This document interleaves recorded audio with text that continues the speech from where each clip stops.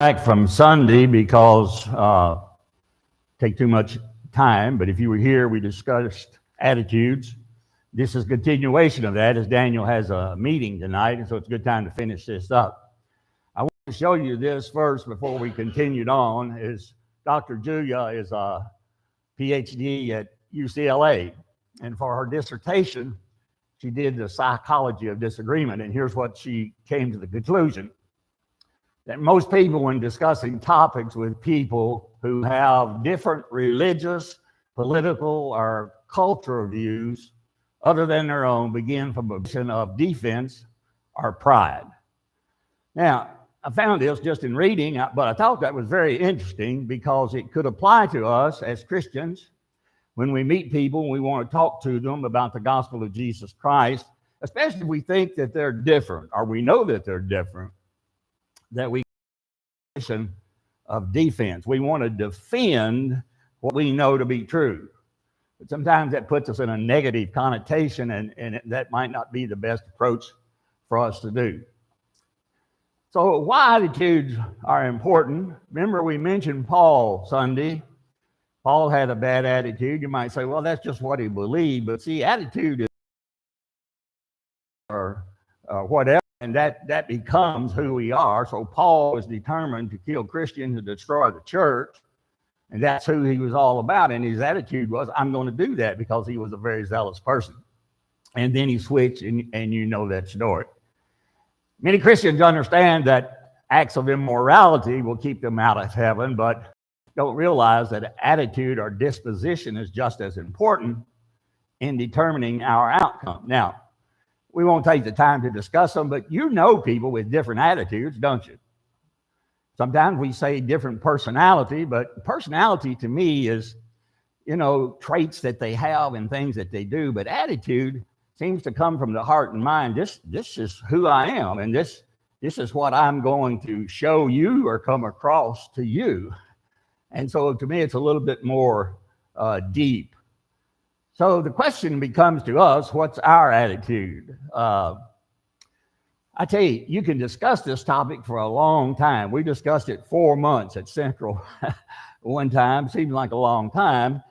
But if you really get into attitudes about everything that we do, your attitude about your work, about church, about your marriage, your kids, where you're going to be honest or dishonest, the list just goes on and on. So asking ourselves the question, what is our attitude? Is it Christ-like? Am I striving to do like Christ, even in the little things? Now, we come to church, and we know we need to do certain things, don't we? We come here, and we're going to take the Lord's Supper. We're going to hear preaching and teaching, singing. We know all that. And so we gear ourselves to do that. But on a daily life, when people are not around, it's much easier to let our attitude kind of drift one way or the other sometimes. Sometimes we hear someone say, he has an attitude. You ever heard anyone say that? What's that mean? Typically. Usually it's not a good thing. It's a negative thing, And here in this group, that someone might say, well, they got an attitude, that wouldn't be a good thing. Probably somebody be talking to them, see what's going on. Yes.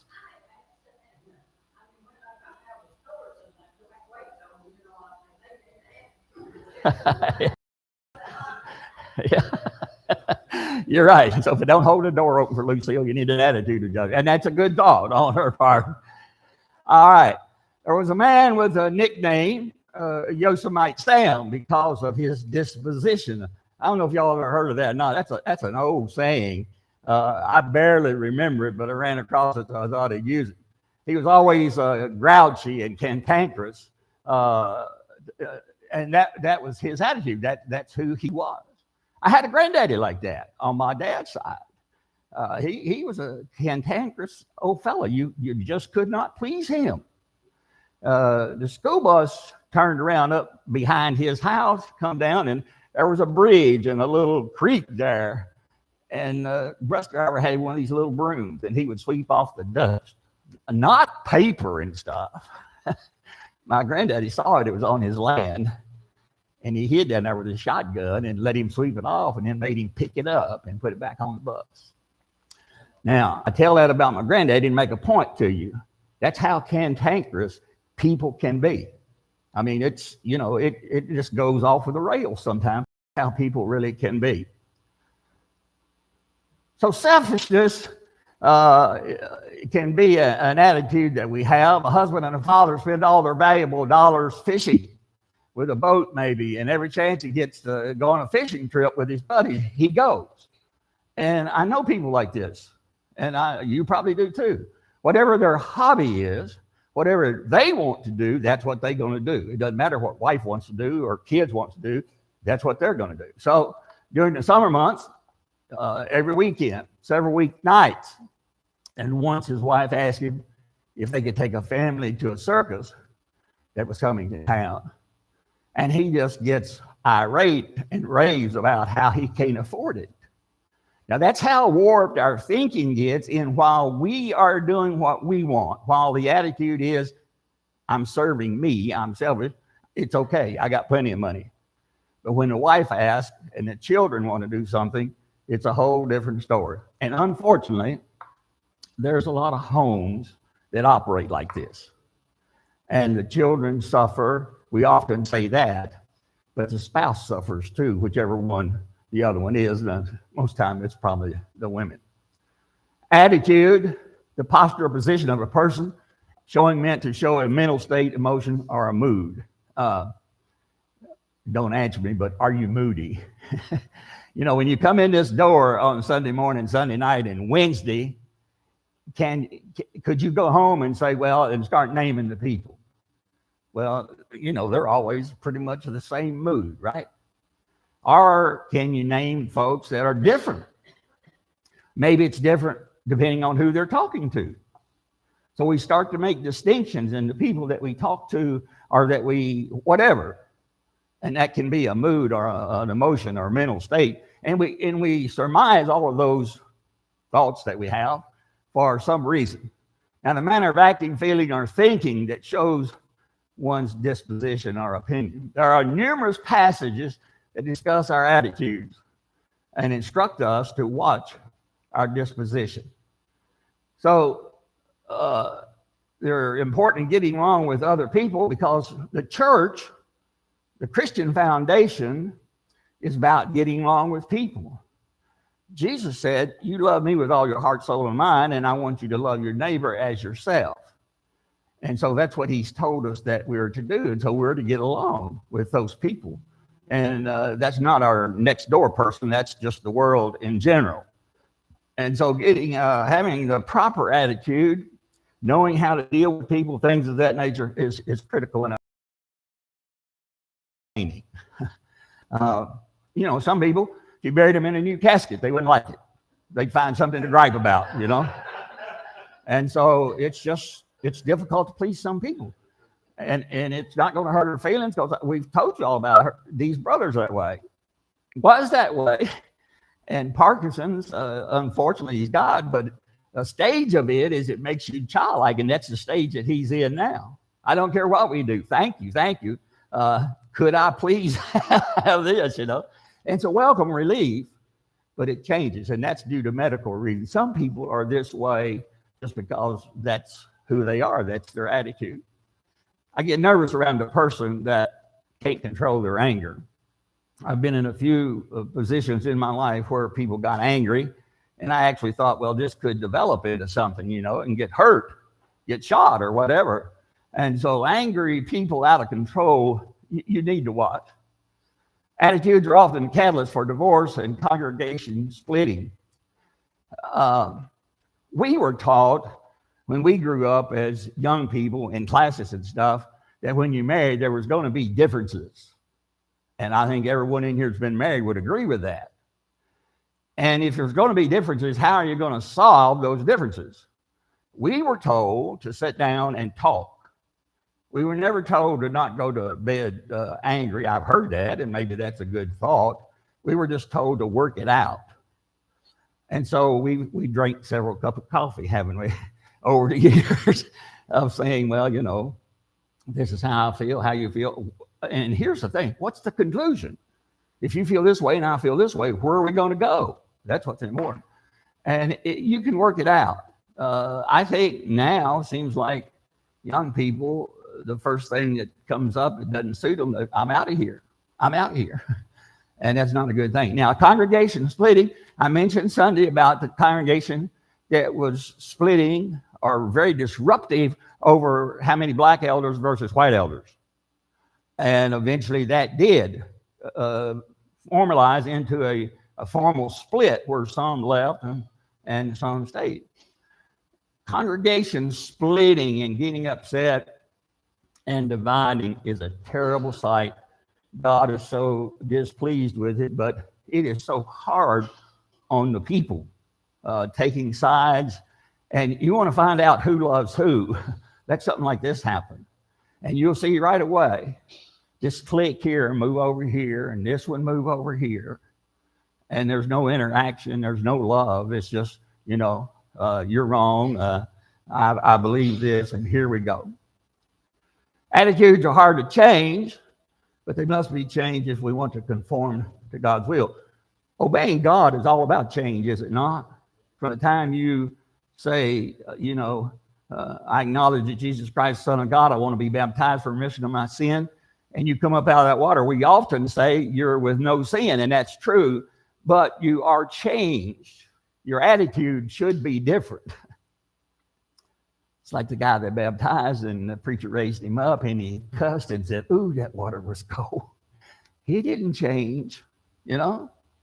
My dad always told that as a true story that happened in a creek one time. I don't know, it wasn't there. But my point is this. You don't go into the water and it just changes automatically. It leads up to the change, doesn't it? You have to know things. You have to begin to get your heart right with God. Transformed. Yes. Yeah.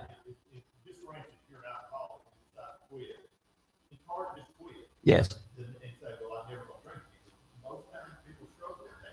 And even if a person, right. Right. And a person might come and say, you know, I want to be a Christian, I want to be baptized, but I've been an alcoholic. And just because I come up out of that water, I'm probably not going to be changed. Now, that doesn't mean that God couldn't if he wanted to, but that's not the way our life works. We have to make decisions. And so I've often contended that that's when the church ought to step up and help that individual, because it's like, you know, anything else that you do as a habit and you want to quit. What's ingratitude? Not being thankful. So you're crossing the street. Here we go back to Lucille, and suddenly a huge truck comes right at you. You're petrified. All at once, a man grabs you and pushes you out of the way. And you get up, look at the man who's lying on the ground, breathing hard from exhaustion, dust yourself and walk away. That's ingratitude. Someone just saves your life, and you dust yourself off, and, you know, almost the attitude, I'm not sure why you bothered me. But he was saving your life. Now, that's a little bit of an extreme probably, but we have so many ingratitudes in our life within our church family. If you think about it, there's many more times we probably could be grateful than be ingrateful and have that type of attitude, because a lot of it is we fail to think about what someone might perceive as ingratitude. And we mentioned Sunday that you and I speak from the mouth and we speak truth, but how someone perceives that can be a whole different story. And so we need to be real careful. Never veer away from the truth, but be careful how you do speak. 2 Timothy 3, 2 through 5 is a list of sin being ungrateful. Someone want to grab that for me? I don't have them up here. 2 Timothy 3, 2 and 5. Because I think this thing of ungrateful, I'm not sure we're not ungrateful as a nation. I'm not sure we're ungrateful for the families that we have. and things of that nature that, sometimes just over our head, we just don't give it the proper thought. Chevy, you got it? For men will be lovers of themselves, lovers of money, boasters, proud, blasphemers, disobedient to parents, unthankful, unholy, unloving, unforgiving, slanderers, without self-control, brutal, despisers of good, traitors, headstrong, haughty, lovers of pleasure rather than lovers of God, having a form of godliness but denying his power. And from such people come. Notice all the things that Shelb read. There are things that are what God doesn't want us to do, isn't it? So it's that sinful side that falls in with being ungrateful or having an attitude of ungratefulness. Some people go through life appreciating what they have. They're always dissatisfied with everything and everybody. And we see some of these people never change because they die. And they die an unexpected death, what we call unexpected death, and they never change. Some people go their whole life that way, and they see an opportunity. Maybe they're sick. Maybe they think more about God. Their attitude changes, is my point. And then they start appreciating. And that's good, because God will save the person that served a short time or a long time. He just wants people to be saved. It's not about the time frame. And so let's never give up on people, helping them to appreciate what we have in life. And I would say, even though I mentioned it before, coming through Asheville or parts of Asheville and seeing the destruction, I'm sure will cause people to think and be more appreciative of what they had and what they're going to have in the future than probably they were before. It would be. I'll be honest with you. I don't think I'm thankful enough, but I have to really sometimes stop and think about it, because when you're raised in this life, in this country, and the things that we have and have access to, sometimes it's second nature, well, that's the way it is. But no, God gives us everything, and we should always appreciate and give him the glory and honor for what we have. Christians can show ingratitude, ignoring their responsibilities. They say, I don't care all that much about how Jesus died for me on the cross. Really takes a callous person to say that, doesn't it? We try sometimes to explain Jesus coming from heaven and living as a man and God and serving his Father and serving us and dying for us that awful, hideous death upon the cross. And someone say, well, I just don't care that much about Jesus. Now, if we heard someone say that, we'd be appalled. We'd say, wow. But people do that all the time. When people refuse to be obedient to the word of God, refuse to accept salvation and the plan of salvation, that's what they're saying. I don't care that much about Jesus.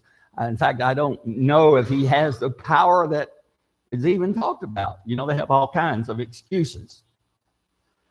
Being too tired to attend a worship service. Think about Jesus. Jesus, bless his heart, Jesus was not too tired to die on the cross. Jesus was not too tired to make that trip into Jerusalem.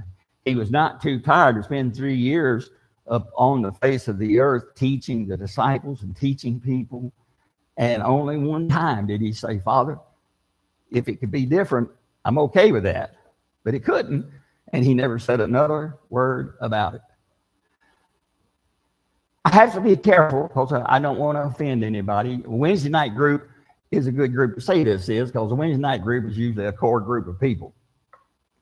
But I cannot understand for the life of me, if you're able, why people don't want to go to church. I really don't. I can't think of, getting a lot older than I am and being able to get out, but just to say, I want to stay home tonight. I'm going to watch TV or whatever. I think it goes back to that first point. People don't care that much that Jesus died on the cross. Absolutely. The woman, the harlot that come in to the Pharisee's house, kissing Jesus' feet, washing his feet with her tears, wiping it with her hair. She knew what Jesus done for her. Mm-hmm. She would do anything. She would walk through the glass of her hands and knees if Jesus asked her, because she understood what Jesus did for her. She appreciated it. The scribes and the Pharisees, those in the house, not so much. appreciate what Jesus Yeah. did. So they're not willing to do much. So here's my question. Ben makes a great point. How do we get people to see that are young people that have children or middle-aged people, maybe children's already moved away, that coming to church and giving your life to Christ, loving Christ, and being willing to accept all of the teaching, not because of who it comes from, not because of what the subject is, but the elders have said, this is when we're going to meet, and this is when we're going to feed you, regardless what your home study is. This is when the church is going to publicly feed you. And we should be willing to do that. Now, we don't want to get too personal, but my point is this. I think each of us, as a church family, as brothers and sisters, if you see me, I'll use myself. You see me start missing a Sunday night here and there, if I'm sick or something or got a good excuse, okay. But if it becomes a habit, then whose responsibility? It's my responsibility, but is it not your responsibility to talk to me? Well, absolutely it is. And we can't just let people continue to not attend and worship God and think nothing about it, because back to Ben's point, I hadn't had that point in my head. If they don't love,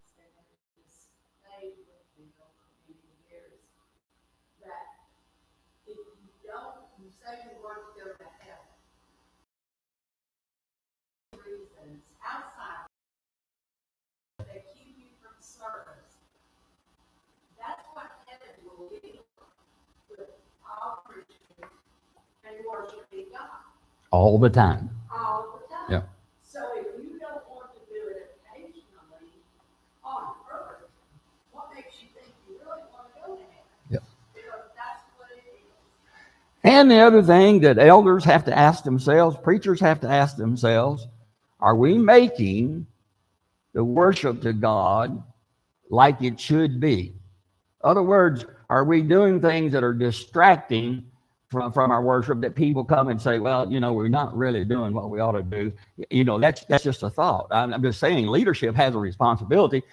Preachers need to spend a lot of time, and good ones do, thinking about what does the congregation need to hear in order to keep us alert, on our toes. When we teach or whatever, we have the responsibility to make it as good as we possibly can, so you don't go to sleep and you're not bored. But I see where he's coming from or she's coming from in our children's classes, things of that nature, and feel good about hearing it. I've always, when I think about people that want to be in worship service, I think about Jesus telling Peter, he says, in Luke 22:30, when you're converted, strengthen the brethren. And Peter, wait, but I'll die with you. I'll do it. Jesus was 100% like people. There's a lot of people who live in the church that aren't converted. But if you're converted, you'll be there. Yep. If you're not converted, you'll come up with 5,000 reasons. Okay? You don't pay attention. You don't appreciate what Jesus did when he hanged on the cross. You don't appreciate heaven. You say, I've got a good reason, and it's right. Whatever. And that I know people that say, I don't come to church on Wednesday night because that's what I like to know.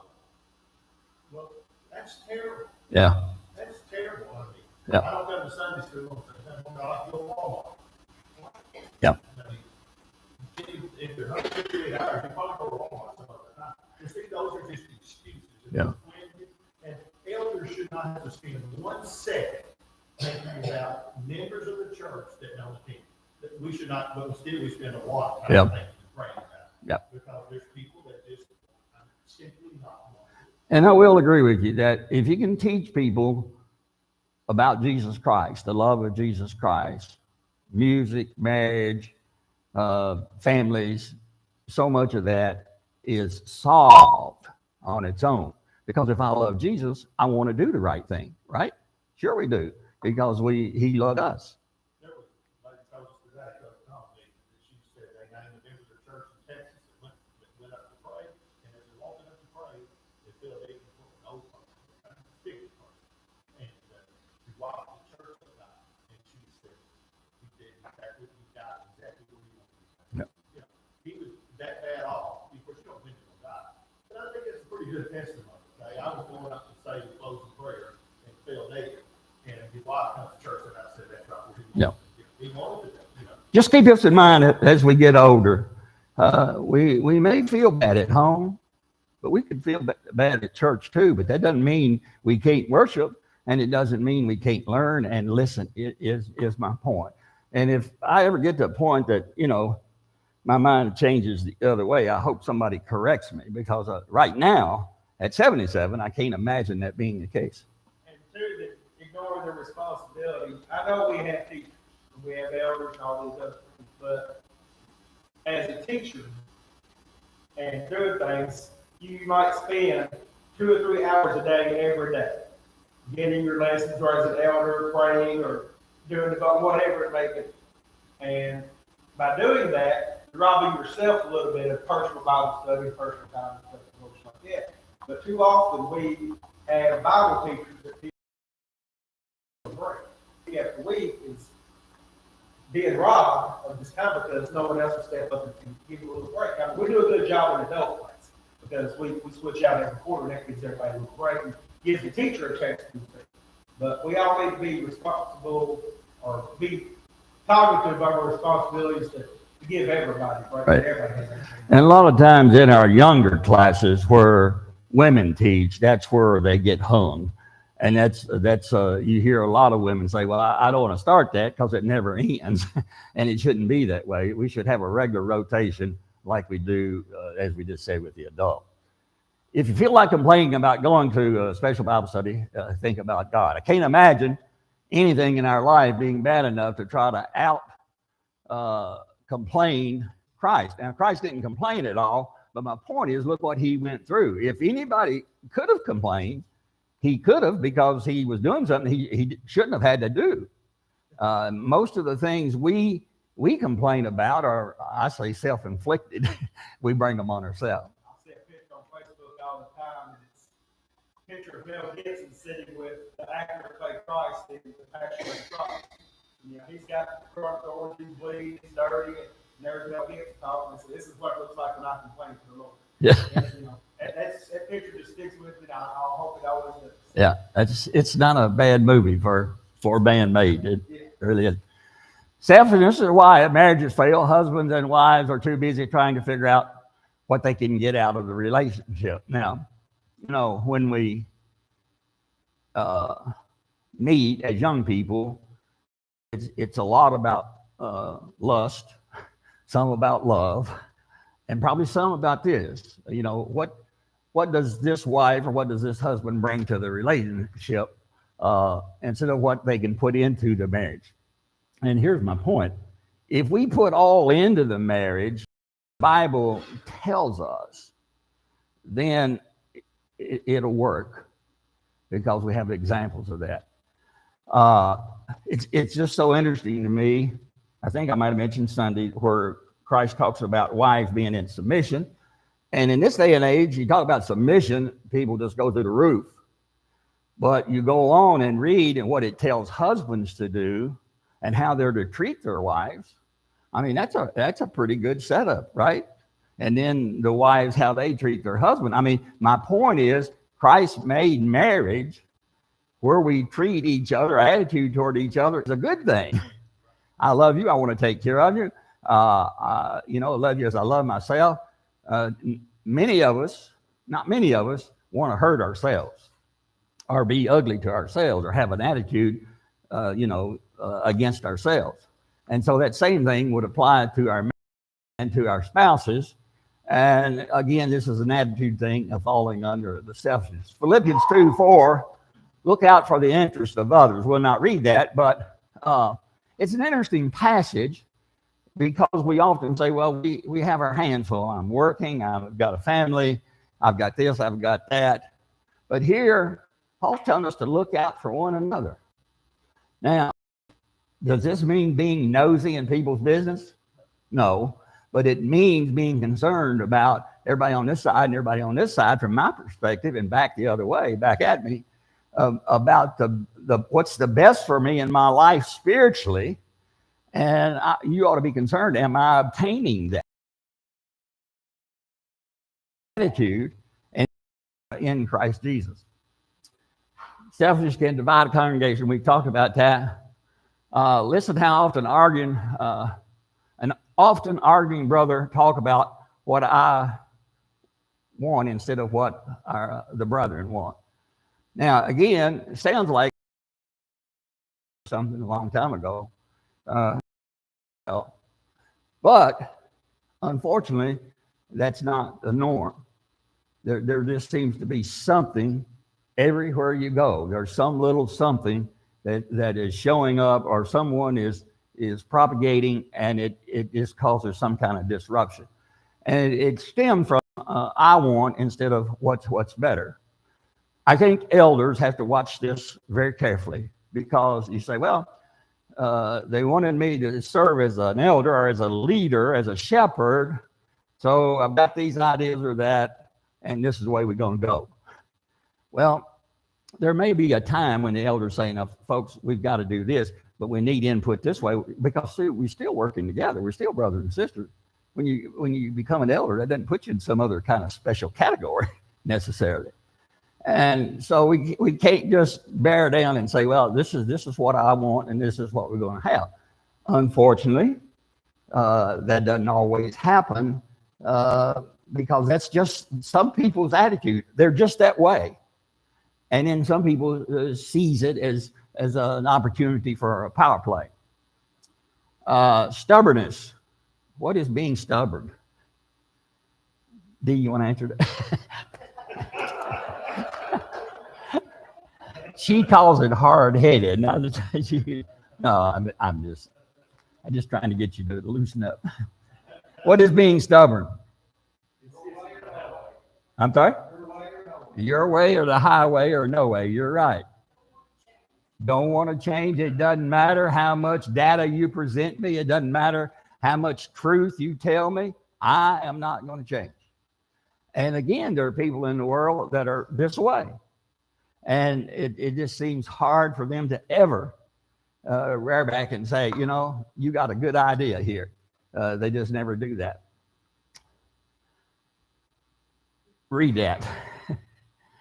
Got down to the bottom, little boys say, I may be sitting down because the mother is telling him to on the outside, but I'm still standing on the inside. You know, kids, they're very truthful. And if that's a true story and he said that, that was probably true. And sometimes we want people to say, well, you know, yeah, I'll do this, but that's not what I want to do, or that's not what I'm going to do. And in church, if we talk to someone about a situation or something's going on, they say, well, I got to put on a good front here, but really I'm going to do this. Well, here's my point. God is with us at all times. He said, I'll be with you tonight. He's here, and he's with us when we're by ourselves, and he's watching and he sees all that kind of stuff. And so you're not just making your attitude for you and for others. It's what God wants you to do. Some people just can't admit that they're wrong. That might not be a good one to comment on either, but it goes along with being stubborn, hard-headed, whatever you want to call it. And let me throw one thing in. Don't accuse someone of being forceful, being willing to pursue what they believe as a bad attitude, because some people just need teaching, or some people just need an opportunity to talk to someone about the situation. Oh, that's enough about that. Yes. Can I make one comment? In third grade, I stood up and fell to me down to being one little girl, and they asked me the word squirrel. And I'm a little boy in the country, I know how to spell squirrel, but I didn't know how to spell squirrel. I got it wrong. Okay? And it bothered me to this day. I say, another 6 years later, it still bothers me. I did not know how to spell squirrel. But you know what I learned from that? I think it's easy to admit if you want it. But you learn from it. Yeah. Show me you were wrong. They'll tell you that all the time. Yeah. But she says you don't learn. That's no. You need to work on that. Yeah. You don't forget how to spell squirrel. You don't forget that. You learn. Yeah. And that hurt her feelings. Don't do that. It's the exact same thing. I had a reading assignment in grade school one time, and my dad helped me with it. I think my mom was sick. And my dad had a 6th grade education, was an older fella, and they had the word piano in the reading. And he called it pieing, because that's what old people called it. And so that's what he taught me, and I read it. And so next day at school, I read that passage, and that's what I called it. And I got laughed right out of the room. Even the teacher got excited. So you're right. We need to learn, and I've never forgot that word either. Things stick with us. But if we could just get spiritual things to stick with us, like some of those things that happen in our life, we'd be much better off. Deuteronomy 9:27, the Israelites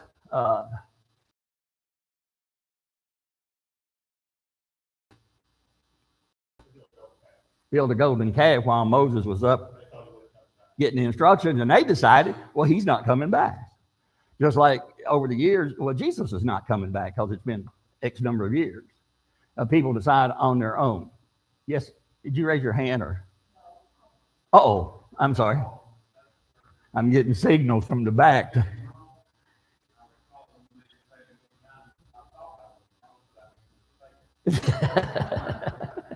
Yeah, that's pretty self-centered, isn't it? Judges 2:19, following God means we can't stubbornly hold on to our old lives. Once baptism washes our sins away, that old person goes down the drain, and we have a new person, and we can't go back. And so much of the world, just like the Ten Commandments, nothing wrong with the Ten Commandments, but there's so many people still believe in them out of place of what they really are now. Stiff neck. Always, they're not going to bow themselves. They're not going to. They got that head that goes way up in there, and they're not going to bend for nobody. Right. And I like the way that God puts it. Yep. Stiff neck and uncircumcised. So that's a pretty strong. 5, the Jews would not admit because of their stubbornness. How critical is that we as a group of Stanford people say, well, folks over in Danville can't be saved, they're different than us. I mean, that's basically what they were saying. I know there was a lot going on between the two different groups, but to deny someone's salvation, and that's the reason I said Sunday, when it's your privilege and opportunity to go forth and sow the seed, don't take samples of the ground and study it and how warm and everything it is. Sow the seed. Let God's power take care of the rest of it. I don't care if you throw them on rocks and thorns. There might just be one. And so our job, sometimes we get too busy with things that are not our job. Discontent. An elderly woman who complained about everything, the preacher of the congregation she attended, would occasionally stop by and visit her. During each visit, the poor preacher was subjected to a long speech about how terrible life was. During one visit, the preacher noticed how well the woman's apple orchard was doing. Trees were full of beautiful red apples. But here's so many good apples that I won't have any rotten ones for the pig to eat.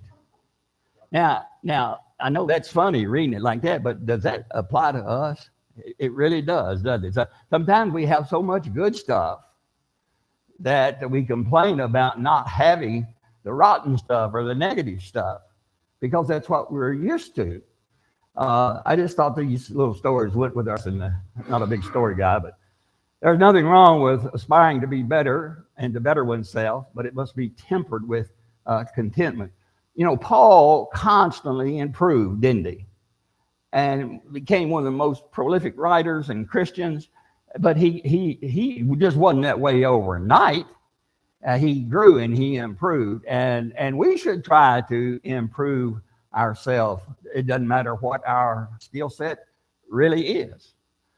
Whether we sing, teach, pray, preach, door knock, it doesn't matter. God talks about in the Bible maturity, and maturity means that we grow and we develop, we improve. And time's up. Learn to be content. I'll close with this one. How easy is it to be content? It can be very. Can be very easy. Yes. All right. Shelby says it can be very easy. Can it be hard? If you don't have the right attitude, Being got a good closer, got the right attitude, you can be content, you can be not stubborn, you can be all the things we've talked about, but you got to have the proper attitude. As we always do, we offer Christ's invitation tonight. Usually a group like this, there's mostly Christians, but you never know. Maybe there's someone that needs to be baptized. If not, maybe prayer is needed. And it's a great opportunity as a family of God's people, as brothers and sisters in Christ, to help one